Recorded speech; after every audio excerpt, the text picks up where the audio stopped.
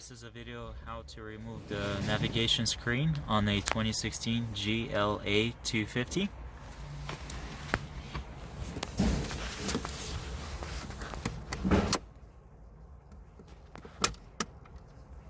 Okay, and there's going to be two Torx. I think they're T20 Torx.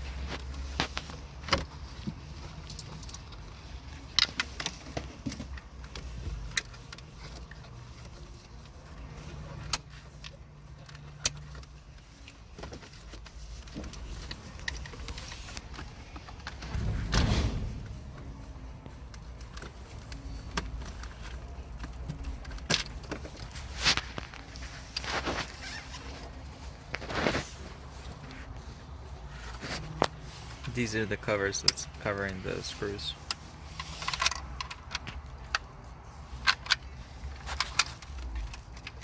And it looks like it just slides up out of these lockings.